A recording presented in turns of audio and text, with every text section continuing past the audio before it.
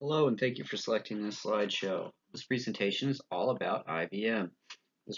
In this presentation, we will discuss how IBM began, what made IBM popular, what puts IBM in the top 500 company listings, and a little bit about who IBM claims their success comes from, how does IBM contribute to tech today, and what is IBM's business strategy. So let's get started. How did the International Business Machines Corporation begin? Well, in the 1860s, Herman Hollerith created the Business Punch Card Company. Sometime later, after proving his company successful vigorously, Charles Flint came along and created a four-company merger in 1914. This produced the Computer Tabulating Recording Company. Finally, later on in 1924, the name International Business Machines Corporation, or IBM, was adopted after the company was successfully commissioned in other countries. Herman Hollerith created the tabulating machine. For the first time, information was easily collected on cards that could also be read electronically. This machine first proved its usefulness in the Department of Health. The government continued to use this machine in the census of 1880. Charles R. Flint pioneered the merger of the Computing Tabulating Recording Company, or CTR, through a series of trust bonds in his name. The Computing Tabulating Recording Company name was official from 1911 to 1924. The three companies Flint amalgamated included the Computing Scale Company, the Tabulating Machines Company, and the International Time Recording Company, thus taking one primary label from each name and creating the Computing Tabulating Recording or CTR Company. Not all products and services were internationally produced until later. After CTR was created, other proprietors became involved. CTR had essentially bought the patents to all the incorporated products to warrant their usefulness or to make changes. Finally, Thomas J. Watson, a newly involved proprietor, decided on the International Business Machines name in 1924. What gave IBM recognition? From 1860 to 1911, the patents to the technology being amalgamated was revolutionary. This era was actually known as the Industrial Revolution. There were four main inventions that established the worth of IBM in 1924, starting with Herman Hollerith's tabulating machines. The tabulating machines read punched holes electronically. Then Alexander Day's dial recorder is a spring-driven clock. The computing scale made by Julius E. Petrit could measure weight in small amounts. And also, Willard Bundy created the time recording clock to keep track of hours his workers gave. During World War II, workers from IBM were commissioned into the Air Force as officers to decipher codes intercepted from Germany. The employees and students would attend an extremely shortened version of boot camp and then be sent off to their stations. The Arlington Hall Junior College for Women lent a stage floor until the military built their own two-story building elsewhere. Handwritten books were used to decipher the encrypted codes sent and intercepted digitally. One of these officers was Stephen Dunwell, who was awarded the Legion of Merit Medal for creating the two key books. Though these books went through a lot of hands, one, not knowing what they were, would have had a difficult time trying to understand or decide exactly what the books were for.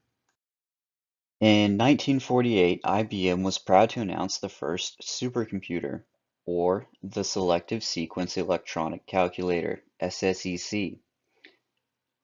The main engineers for the computer were Frank Hamilton and Robert R. Sieber. What makes the SSEC different from other computing devices of the time was the ability to create loops, altering the same information in different ways and storing the outcomes. The SSEC could add and subtract in milliseconds. This is comparable to the amount of time it might take a Java or Python program today. IBM had a trade dress of blue computers. The salesmen that were sometimes seen on the street were also usually in blue suits. The terms IBM and Big Blue became interchangeable. What puts IBM in the top 500? IBM has always sought to be the best at their profession, supplying technology where it could improve lives.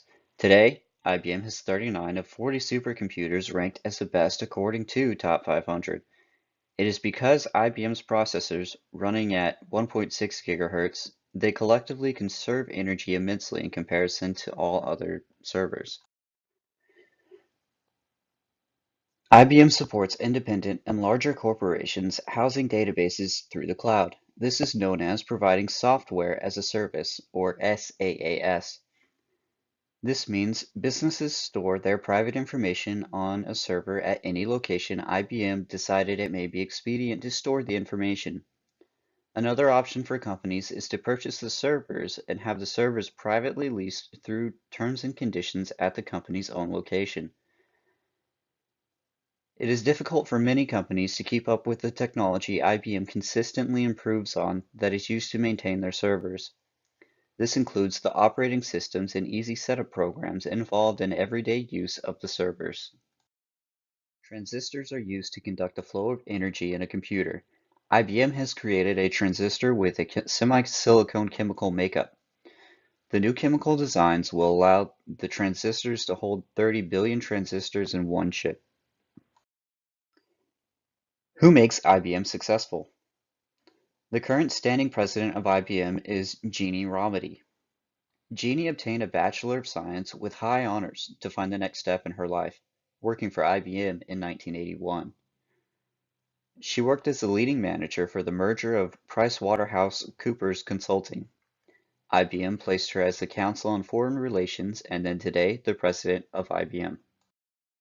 However, IBM likes to claim that all of their success comes from their hardworking employees and their values. IBM says, by values we mean, at IBM, values mean more than ethics, compliance, or even a code of conduct.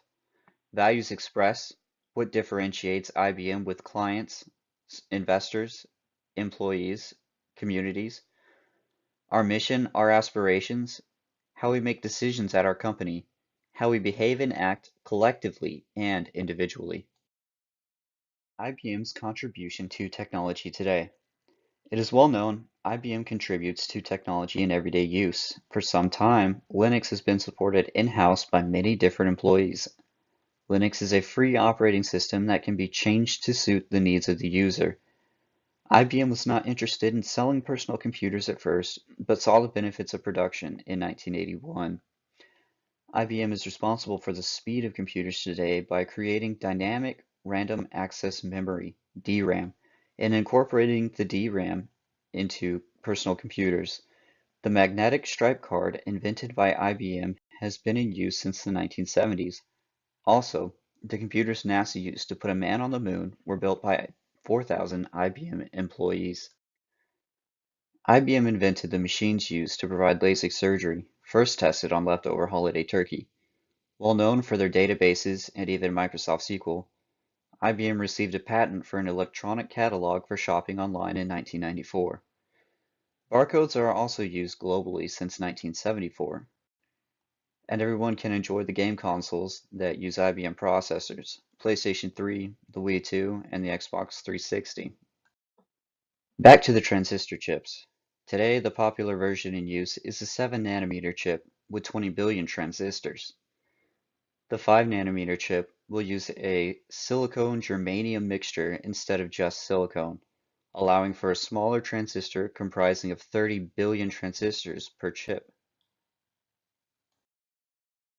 What is IBM's strategy? IBM maintains and thrives from the idea obtaining knowledge will create production. Production in this manner can be seen as slow and not forced at some level. Employing persons who are willing to learn and apply knowledge helps to build individuals' legacies, with IBM leaving a rich history. Since World War II, IBM can be witnessed expanding and innovating when and where solutions are needed. Some people have said that this rate of expansion is too slow for the technological giant and investments should be placed elsewhere, supposedly solving the struggle for completion between the companies housed today. Thank you for listening. I hope you enjoyed this presentation.